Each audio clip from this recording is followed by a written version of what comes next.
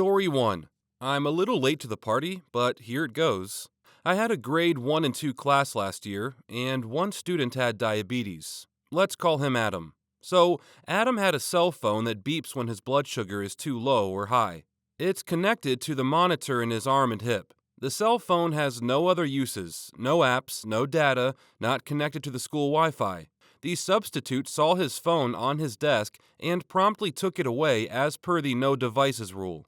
During gym class, an EA comes in to make sure everything is okay, and Adam is visibly ill, pale, sweating, the whole deal. Luckily, this EA knows Adam's medical plan, instantly asks Adam for the phone, and he explains that the substitute took it away in the morning. The EA loses it on the substitute, demanding the phone. The substitute called in the principal to reprimand the EA, then reprimanded herself as obviously she did not read the student's safety plans. She was asked to leave, and the principal taught the class the rest of the day. Adam was fine, drank a couple juice boxes, and had a granola bar. Mom picked him up shortly after. Story 2. Back in year 2, I had super bad growing pains. Like I couldn't walk, move, or anything, and needed a wheelchair badly. My school was gearing up for sports day, so they had year levels take turns walking the oval to win points for their house. 1 lap equals 1 point. My teacher was lovely, and either let me sit out or let the older kids push me so I could still win points and get some sun in winter. Well, my teacher was away for a week, and we had this sub come in, and it happened to be the day it was my class's turn to walk over the oval for an hour. So I'd put all my things down, walked over to my wheelchair at the back of the room, and sat down so my friend could wheel me. And boy, she did not like that. She demanded I get out and stop playing in it because it wasn't a toy. I knew that. I said that, and I tried explaining, as a shy 8-year-old with a stutter, how I had crippling growing pains. She wasn't having any of it, and grabbed me by my arm and threw me out of it and told me to get up. It felt like every one of my bones broke. The walk to the oval was horrible. She wouldn't let my friends help me walk. She screamed at me if I fell behind and told me I'm holding everyone up. I was crying and I lost my lunch break because I was, quote, putting on a show. She made me walk the oval after pleading not to. All my joints were swelling and pulsing, to the point I felt sick. I got halfway around the oval. Our oval was around the 1.5-kilometer mark, and I passed out. Luckily, we were oval walking with the year 7s. One of the footy boys ran half the length of the oval to come help and carried me down. The sub was yelling at him to put me down because I was just doing it for attention, and the king he was with the now screaming 8-year-old in his arms just walked past her and told her to go herself. He took me back to the classroom and used the class phone to ask the office lady to call my mom to pick me up. By that time, the sub had reached the class, and the year 7 boy had put pillows on the ground and set up a spot for me to lay down until my mom could come get me. And the moment he left, she just flew off the handles. I was made to stand in the corner of the classroom, Blair Witch style, for the rest of the day as punishment. My legs were trembling. I was crying, and each time she heard me cry, it was another day added, and she would make sure my teacher knew so she could continue the punishment. Psycho much? Mom showed up just before lunch, so I'd been standing there for about 45 minutes, and when I saw my mom, I just collapsed, and my mom went off. My mom is a bitch, and boy did that teacher cry. The sub called for the principal's help, and apparently he could hear my mom yelling for him to come down, so he ran. The whole class backed me up and told him what she had done to me, and she ended up being fired. That hour and 45 minutes I had her as a sub, I developed so many issues over the next 3 years with my joints, and I ended up not being able to walk for about a month. Apparently that wasn't the first complaint, and she wasn't allowed to sub or teach again. Story 3. I've had so many bad subs. One sub made an elementary student cry, insisting her own name was misspelled, and made her stand up in front of the class and admit her name was spelled wrong. I asked that she not return, but I still saw her around, as other teachers had her sub. Another one worth mentioning was supposed to be my sub for the last 2 weeks of school because I went on maternity leave, this time teaching at a 7th to 12th grade school. ignored all my sub plans, played on his cell phone the entire time, and then for like 3 days got upset at students and told them off. And then they watched as he walked out to the parking lot and drove away. Thank goodness some kids went and told the office. When I came back, it was like my room had been ransacked. It was awful. Story 4. Went to sleep for an hour and a half. My class was freaking amazing. The sweetest, most thoughtful group I've ever had. When I got back the next day, I asked how the sub was. Me. So how was the sub? Them. He was fine. He kind of took a nap for a while. Me. What? What did you guys do? Them. Worked quietly so that we wouldn't wake him up. Eventually we ran out of work, so we just had silent reading. Me. For how long? Them. From when we started working until it was time to go outside. Me. That's a really long time. Look, I'm glad that you guys were so thoughtful, but if something like that ever happens again, please wake the sub up. It's not safe for the sub to be asleep. He needed to be awake in case something happened. Them. We would have woken him up if we really needed to, but we also figured he probably really needed the sleep. Seriously, the sweetest class ever. Story 5. The first year I taught 5th grade, I really wanted to do something special for my students before Christmas vacation. I spoke with my team, and we came up with the idea to make every student a personalized Christmas ornament. We were going to surprise them by displaying the ornaments on a Christmas tree the day before vacation, and they would be able to take them home. I was gone for a department thing the day before we were going to set up the tree, and one of the least liked subs was scheduled for my class. Since I had stored all the ornaments in my closet, I simply asked if the students needed any supplies, make sure to get them yourself, and to not let them see the surprise. The thing about this sub, and the reason she wasn't liked, was that her first line of defense was always threatening to take away something from misbehaving. Free time, lunch, etc. I think you know where I'm going with this. Fast forward to the end of the day, I get back to my class in the last 30 minutes so I could dismiss them, when all of a sudden I met with 25 kids asking about their ornaments. I tried to play dumb and ask them what they were talking about, and of course they informed me the sub said something. She told the students about the ornaments and said if they misbehaved, she would tell me and I would take away their ornaments. Instantly, I was filled with horror that the surprise was ruined for the entire 5th grade.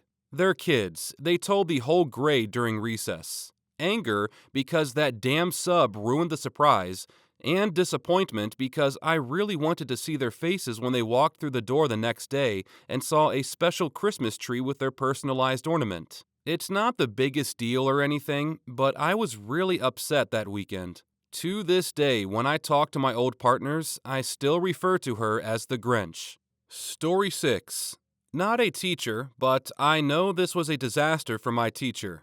We had been studying Romeo and Juliet and West Side Story, and our teacher had created a very comprehensive exam where we would be asked to compare and contrast characters, situations, and themes of the two as answers to some very specific questions. He had spent countless hours ensuring that it was fair and complete. We were going to have the exam the following Monday, and he was taking Friday off. So he told us that, in addition to the weekend, we should also use Friday's class to prepare for the exam. His instructions to the substitute were likely something like, "Tell them to prepare for the exam. They already know what to do." She marched in and shouted, "Prepare for an exam," and proceeded to hand it out. Of course, we protested, but what substitute hasn't heard, "We're not supposed to get the exam today," from a class at one time or another? When Monday came, the teacher was devastated. He couldn't count the scores. He wouldn't even attempt to grade it. He did not feel right giving the exam now that we had seen it. All the work he put into it and all the insight he suspected he might gain from scoring it were lost. Instead, we spent the day reviewing what we could have, should have, and would have answered. As you can tell, I could really feel his pain. Story 7.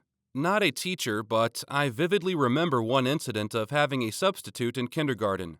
I had an infected cut on my toe and had been prescribed an antibiotic. That morning was the first time I took it. We were sitting on the floor for a roll call, and I remember this burning pain in my abdomen, and she told us to get up and go to our desks. I tried to get up only to realize I couldn't move and just laid back. This sub was a total cow, and I remember she was always really mean. Anyway, she starts yelling at me for being attention seeking, and basically tries to pull me up. I'm in so much pain I start screaming, and one of the teachers from the classroom next to ours comes, realizes I'm not faking it, and calls an ambulance. Long story short, I'm terribly allergic to penicillin, and my kidneys were failing. I was in the hospital for almost a week before I got discharged. Needless to say, that absolute was not allowed back at the school, but I will never forget that day. Story 8. Not a teacher, but in ninth grade, my algebra teacher had her baby early in the year, so she was gone until the last month or two of the school year. The sub was a former teacher, so you'd think she'd be a great sub.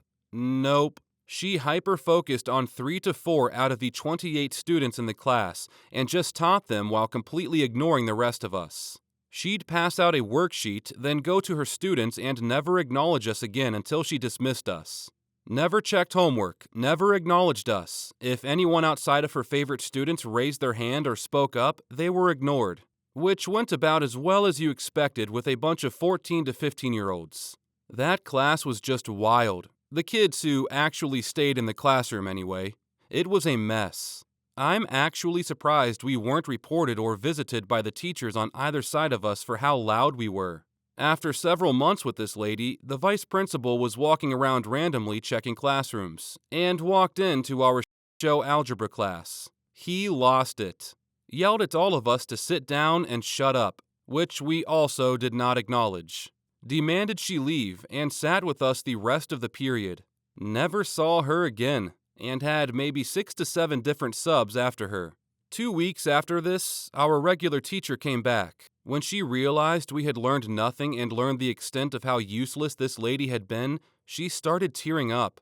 I passed the classroom on the way to the bathroom during the next period, and I saw her sobbing at her desk. A friend of my mom's worked at the central office where they assigned or organized the substitute teachers, and that lady was permanently taken off the substitute list. Story 9.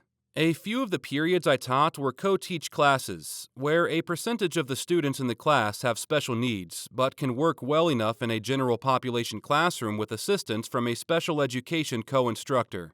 These classes were often very rewarding to teach, but one downside of teaching that population from a logistical standpoint is that I was often required to attend ARD meetings. Basically, every special education student has a meeting about twice a year, sometimes more frequently, depending on need, where administrators, teachers, counselors, parents, and guardians, and the student themselves all get together to go over their status and review the various educational accommodations the student is receiving in order to determine what may or may not need to change to best suit their needs. I didn't have a problem with attending these meetings per se, but because they only take one period and several teachers are rotating through various meetings over the course of a day, the school had devoted ARD subs, who were more akin to babysitters, at best, than substitute teachers. That means that during that one period, hell can randomly break loose. One year, I had a tough student who had some serious attitude problems, but was a good person underneath it all, and with whom I'd done a lot of work with to improve her engagement and interest in my class. About halfway through the year, I got called for an ARD meeting during the period I had said student. In my absence of 45 minutes, the sub decided to pick a petty argument with my kid, who was rightfully offended but unwisely overreacted and escalated things to making threats and nearly coming to blows with the sub to where she ended up with in-school suspension for a while. Getting the story from all parties and witnesses involved later, it's pretty clear the sub was to blame, and the kid who I'd worked so hard with was back at square one. I eventually got her back on track, and she ended up with one of the highest grades in my class at the end of the year. But I could only imagine how much better she could have been without the setback and the amount of trust in adults she'd lost. Story 10. I caught the flu the week my students had a district benchmark test. I could feel that I was coming down with something, so I stayed late to put together really in-depth review packets and slideshows. I wrote pages of directions for the substitutes and separated the reviews out by class numbers. I even included my personal number and told them to call me anytime if a student had a question they couldn't answer. I spent around 5 hours putting everything together after school while battling around a 103 temp. The substitute completely ignored my instructions. She instead took every single piece of construction paper and cardstock in my classroom from my personal locker that I had left open for her in case she needed something, and had the students make flip books about their feelings. They used thousands of pieces of paper and craft supplies, probably around $100 of my own personal supplies. This was for the freshmen in high school. I'm still bitter. Story 11. Not a teacher, but I participate in STEM programs a lot. In the 90s, I belonged to a club that refurbished old industrial PCs and donated them to schools. Sometimes we'd get completely burned out motherboards or disk drives, so I took a bunch of those and made displays showing the insides of computers, and I'd let the kids explore them as part of my session. Then I'd dig out a couple of blown PCs and monitors, hand out the screwdrivers, and let them rip them apart. And yes, I was always careful around the old tube monitors. Once they were done, I'd let them pick a part if they wanted to take home. The younger kids especially loved this, and frequently I would see kids take home a hard drive controller or a graphics card like it was a real treasure. I even made the local news with my program. That's the thing about living in a small city. Eventually, everyone makes the news. So one day, I went to do my lesson at a high school. I think freshman or sophomore science class. The class had a substitute, and I had an appointment right after that session, so I told them I'd come back to pick everything up the next day. The kids could take whatever they wanted from the old PCs, but please put my displays aside in the cupboard.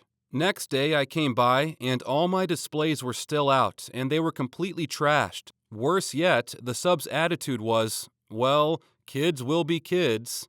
That was the last session I did ever for that program. Story 12. Not a teacher, but the sub made the handicapped classmate who has muscle, joint, and vision complications go grab his textbook from his homeroom. He's not completely helpless, but when it comes to heavy things, he needs help. Classmate's homeroom was halfway across campus, and the required book consists of 5 large text volumes because they're specifically made for his poor vision. He can't wear glasses either due to complications. I offered to help because I'm usually the one that goes and grabs it for him during normal class. But the sub yelled at me, saying he knows my kind and I'm just trying to get out of class. Sub told me he's not there to play games and for me to quit before he sent me off to the principal's office. Needless to say, the entire class was shocked. Classmate came back with another student from the homeroom, requesting that next time, the sub send someone else to grab the books, because my classmate can't carry it by himself. When my usual teacher came back, we requested the sub not return because of what he said to us and did to a classmate. My teacher wrote an email to the principal about it, and that was the end of that. Story 13. Not a teacher, but a student with a story nonetheless. Meet Mrs. Hostess. Fake name, obviously. Every time my 8th grade history teacher was out, Mrs. Hostess would usually sub for him. Not sure why, because she subbed for other classes too, but all of the incidents of note happened when she subbed for history. There happened to be a girl in the class who shared a name with an Irish folk song. Every time Mrs. Hostess took attendance, when she got to the folk song girl, she sang the whole song. Every time. The history teacher kept candy and snacks on his desks that he'd hand out for correct answers, like lollipops, Halloween candy, Twinkies, etc. The Twinkie was not an ordinary Twinkie. The Twinkie was an experiment in processed food. This Twinkie was still in its original individual packaging and looked normal at first glance, but was actually 3 years past expiration and rock solid. The history teacher demonstrated this by standing on the Twinkie during one of the first weeks of classes. All said to say, this is a thoroughly inedible Twinkie. So Mrs. Hostess subbed again, and we knew she discovered the lollipop stash because she was openly eating them during class. But it wasn't until the next day that our history teacher opened his desk drawer to find that the solid Twinkie was gone. This woman ate an expired, solid Twinkie as well as literally all of the food and candy in the teacher's desk. Story 1. Not my story, but a close friend from back in college. He said that in high school, in one of his classes, His teacher was very, very deaf and couldn't hear in one ear, and basically was very, very good at reading lips. Come their first exam of the year, with the teacher standing in front of the room, kids started to just bow their heads down and literally speak out loud, "What is the answer to 12?" etc., softly, of course. Apparently, soon enough, there was just constant conversation throughout the whole class regarding most questions. He said that soon enough, an assistant or another teacher would sit in during tests or quizzes once the teaching staff figured it out. I still find it incredibly amusing to picture a class of 40 kids talking during the test, with the teacher standing right up front. Story 2 had a kid who would raise his hand and say something like, "I need help with number 13," or whatever number. I'm a teacher's assistant. Either myself or the teacher would go over to him and tell him to speak out loud, and give him whatever help he needed that we could give. I work in a special needs school, so sometimes they don't know definitions of words or struggle getting a point across if it's a short answer. It took me a few times to realize, but about 20 to 30 seconds after this student would say that, another student would sharpen his pencil manually, and he would twist the pencil either once, A, twice, B, 3 times, C, or 4, D, so that the other student could hear it. Imagine manually sharpening a pencil, that kind of click sound. The look on both of their faces when I took the sharpener away and told them to stay after class was great. Great way to cheat, though. Story 3. Not a teacher, but a story passed on by my father. When he was attending gymnasium, Germany's equivalent of a grammar school or a publicly funded prep school, history lessons were all about memorizing dates. The classroom used for history also had one large window, which the history professor usually had his back turned to while speaking to the students. This large window behind the history teacher would fog up in the winter. On one test day, some students decided to write out entire events and their dates on the window, using their fingers. The history teacher passed out the tests. The window slowly fogged up, and behold, everybody in the class could see the dates on the window, except for the professor, whose back was turned to it. Once the tests were collected, the history professor finally turned around and saw the window. All he said was, "That's good." The professor then graded the papers as normal. He must have seen too many instances of cheating that one finally impressed him. Story 4. I'm not a teacher, but 2 former professors of mine, who coincidentally shared an office, had great stories. They were both lit English professors, so they involve essays. The first was grading a student's essay and could just sense that something was off. It didn't match the rest of the student's writing. He simply emailed the student and asked him if there was anything he wanted to tell him. No accusation, but the implication was, "I know something isn't right here." The student came in at his next office hours and confessed that another student who owed him a favor had written it for him. Because he had confessed right away, the professor gave him a second chance. Redo the assignment for half credit, and he wouldn't report the student for academic dishonesty. The student soon handed in a new essay, and the professor again sensed that something was wrong, so he did a little Googling. The student had plagiarized from Wikipedia, and not just Wikipedia, but the Wikipedia entry about Wikipedia, he reported the student. The other professor had a student turn in an essay, and again, his spidey sense was tingling. A lot of the citations and quotes were too perfect.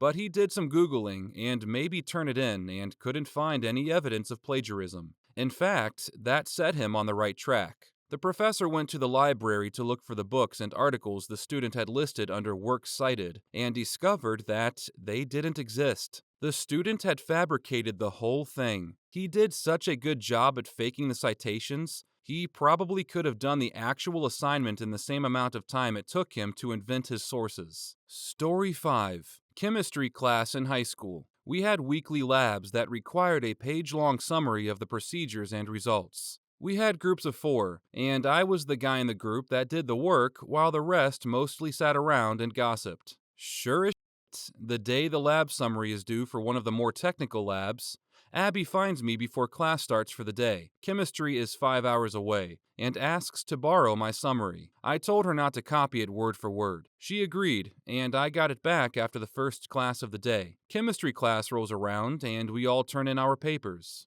The next day, we were working on a new lab when the teacher pulled me aside and asked me, "Did you write this paper?" I told him the truth that yes, I did. He responds with a simple okay before pulling aside each of my lab partners in turn. I don't know what they told him, but after the last interrogation, he talked to all of us. All right, spring loaded giraffe gets an A, Abby gets a B, Charlie gets a C, and Nicole gets a D. You got those grades based on the number of spelling and punctuation errors in your paper. Turns out, Charlie copied off of Abby, and Nicole copied from Charlie, and the teacher guessed correctly. This same teacher would tell the class before each test, remember, cheating only helps your grade. Story 6. In 5th grade, we had an economics simulation where we were supposed to learn about having a successful business. We made little goods and had fake money, and at the end of the year, we could use the fake money to buy real goods in an auction. I was very bad at it.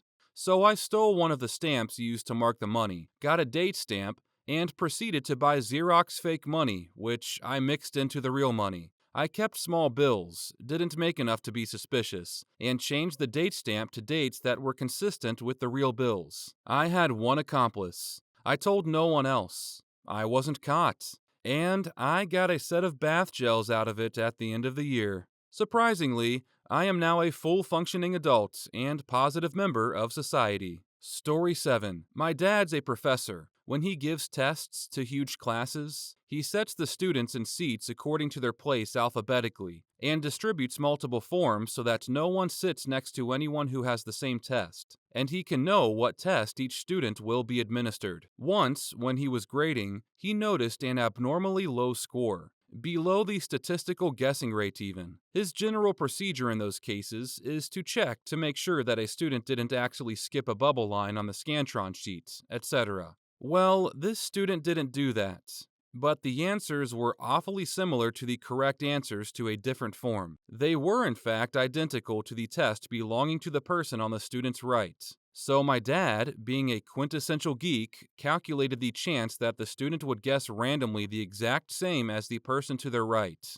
It was somewhere less than 1 in 2 million, and included this statistic in his academic integrity violation report. Story 8. Back in high school, our sole math teacher was horrid, and was there only on a combination of tenure, and because Jesus says it's mean to fire people. Catholic school. Going to her for extra help was of no benefit to anyone. I barely understood the math, and 50% of the senior class was flunking algebra or pre-calc. I wrote an entire, admittedly simple, software suite for the calculators we all had to carry, which would show tons of common formulas as well as do them out for you, explaining each step so you could show your work, as was always required. I had a link cable for the calc, and doled the software out to jocks and dorks alike. Grades shot up, but the teacher started getting suspicious and required everyone to wipe their calc's memory and show her the big memory cleared screen before exams. So I wrote a program to fake that screen. A few people, myself included, had their GPAs saved, and now I build online training software and job aids, cheat sheets as a career. Work smarter, not harder, kids. Story 9.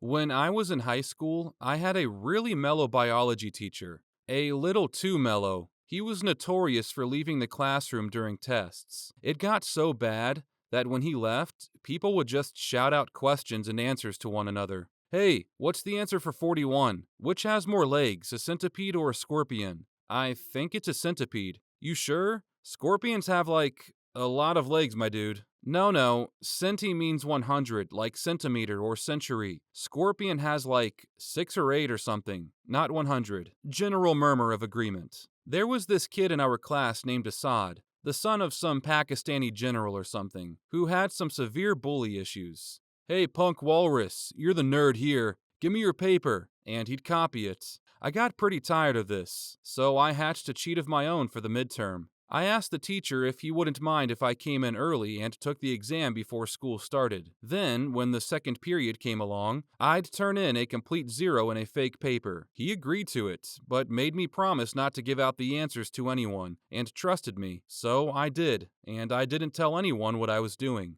When class came around, that kid copied my paper, And even though the teacher actually did stay in the classroom, he kind of looked the other way with a smirk when that bully put his eyes on my paper. I mean, I laid it on thick. If a multiple choice had A, B, C, or D, I'd put an E on the Scantron portion. During filling in the blanks, he was just creative. Question: name 3 types of plants. Answer: photovoltaic, nuclear power, Ford motor. He just copied it word for word, dumbass. So when it was time to get our grades, I got a B. Assad got a 0. Lowest grade I have ever seen, my teacher said. Are you trying to be sarcastic or something? For what does a mycologist study? You put my daughter's name. I'm calling your parents for a conference. This was a good 25% of our grade, and Assad was in deep shit. Of course, he was livid and stupid. He accused the teacher of fraud and incompetence. How could I have gotten a 0? Punk Walrus got a B, and I answered everything the same. I'm also going to speak to your parents about your rampant cheating and summer courses you can take to make it up. Story 10. When I was in high school, there was this kid I called Chris. Chris was by and large a typical student. No weird dress, no bullying,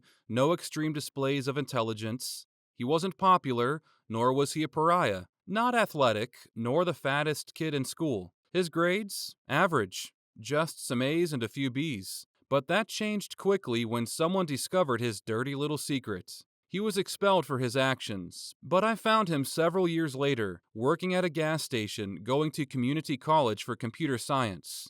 A fitting degree given his story. Chris would go to the school on a Friday night, when everyone was at home and relaxing and enjoying themselves, sometimes around midnight. He parked his bike in the nearby streets and made his way to the school under the cover of foliage. There was a mildly wooded field near the school, and find a small back door that led into the art and music section. He'd pick the lock on the door with picks made by hand, and sneak right into the school. He would then use a specific route that was unsecured by cameras to enter into the teacher staff offices. All one room, lots of desks, and would do all manner of tasks. He would peruse the teacher's desk. If he found the copy of the test in question, he simply took out a portable scanner and began scanning whole tests. If the tests came out of the book, he would find any relevant sections and copy them down. Tests on CDs were extremely easy, he said. He simply used PowerISO to make a bit-by-bit copy of the entire disk. But some teachers handwrote their tests. So he devised the craziest solution I have ever seen. He made a little piece of hardware that fit into the keyboards that logged every keystroke, essentially a modified, stealthier, and much smaller version of this. The result? Every week, he'd get a huge text dump of hundreds of files, and would dig through them using a find function available on any text editor, like Notepad. He could steal entire portions of tests effortlessly. Then, it was as easy as looking up the answers and memorizing them, copying them onto tests, and getting A's. The surprising bit? He actually learned the material better than many of the other, more honest kids. How was he caught, you might ask? Well, there was a design flaw in his hardware that he used to log the material. The power necessary to run the keyboard came from the power that was supplied by the USB cord. It went in a reciprocating loop. If the hardware broke down, the circuit was cut, and the keyboard could not transmit data at all. It would not even power up. The Spanish teacher who discovered his ruse took it down to IT. He thought that the keyboard needed a deep cleaning since he ate lunch and maybe some crumbs got in there. Okay, so they pop it open and they find his little chip, micro SD card and all, frayed somehow. So the principal orders the IT guy to open every single keyboard. They deduced who it was solely by the Cinderella principle. There was no other person in the school who had all those teachers besides Chris. He was expelled and sent to juvenile hall for 6 months, plus probation. In the end, the school basically revamped everything. They had cameras running 24/7 on all doors. TLDR, former student of my high school custom built a keylogger with an 8GB micro SD card, broke into the school, installed them in the keyboards, and came back periodically to steal info for tests. Story 11. Not a teacher, but the best cheating story I know. So there were a bunch of kids in my high school who you wouldn't see in any class in the whole semester, but they would just turn up for the exam. Everyone knows someone like that in high school. Anyways, this one kid, let's call him Dave. shows up to an English exam. He somehow gets someone to pretty much do the whole exam for him, essay and everything, and he somehow manages to have them pass all of the answers to him. And all he has to do is staple the answers to the question sheet and hand it in. So halfway through the exam, he walks up and hands in his work. The teacher takes it, turns it around, and reads aloud, "Pass this to Dave." Silence for 3 seconds. Teacher looks right at Dave. Dave looks at teacher, and all he can say is, Story 12. I went to a private school that used the Abeka curriculum, so all of our tests were prescribed and torn out of a book. The school would order one book of tests for each student enrolled that year. At the beginning of the year, our class managed to get a hold of one of the test books. Not the answer key, just one of the books with all the tests in it. Before every test or quiz, they would distribute the blank one to me or the other nerdy kid in class. We split the test between ourselves, and the night before the test, we would research and answer the questions ourselves, then bring it to school for the rest of the class. The administration soon realized something was up because these other kids weren't too bright, never put much effort into the rest of their studies, and weren't smart enough to mix up their answers so as to not get every single one correct. Not to mention the teacher wasn't actually teaching the class. But that's another story. They had the entire class retake the test on the spot. Fortunately, because we were the ones who did the actual studying, and because we would learn the material instead of memorizing the answers, me and the other nerdy kid were the only ones who could replace our scores. So, they figured there must be cheating going on. Now, I should point out, I was very unpopular in school. Never had anyone to sit with, and was always picked on or made fun of by the same kids who were happy to use me come test time. When Judgment Day arrived the day after the retake, the teacher pointed out that only 2 of us got the same score on the test. Then he basically says, "Only 2 of you got the same score, and she has no friends and always sits by herself, so we know it isn't her." It was so humiliating, but bittersweet. I didn't get busted and never helped anyone cheat again. Story 13. Not a teacher, but similar story. In stats, a friend thought he could sneak in a burrito and eat it by holding it behind a movable closet that was situated against the wall he was sitting near. When the teacher wasn't looking, he'd bring it out and take a bite. When the teacher was looking his way, he'd discreetly hide it behind the closet, and since he was close enough, it didn't look suspicious. Teacher is at the board talking about z-scores and statistical nonsense, and out of nowhere says, "And Cam, throw away that burrito. You know there's no food in my classroom." It turns out, people have tried to use the closet in the same way in past years, so he set up an unsuspicious mirror in the back. It looked like one you'd see in any classroom, to spy on people sneaking food in. Imagine the look on our faces when we thought he could see through walls. Story 14. I'm not a teacher, but yesterday my history class was taking a test, and the girl who sits next to me, she moved to the US from France a few months ago, doesn't speak very good English, and generally seems to be the typical hot dumb blonde type, took out a juice box. Then she opened up a small flap she had cut on one of the sides of the box and revealed the screen of an iPod Nano, the tiny new kind with the touch screen. She somehow emptied out the box, put her iPod inside, cut out a perfect area for the screen, and resealed it so it looked like new. For the entire period, I watched her scroll through notes on it and ace the test, by the looks of it, while I could barely answer a single question. But then, as she walked by my desk to turn in her test, she placed the juice box on my test. All the notes were written in perfect English, and included stuff I doubt even the smartest kid in the class knew. Today, our tests were passed back, and she high-fived me when she saw we both got 100%. French girls, man. TLDR. The harebrained French girl in my history class is secretly a juicebox genius.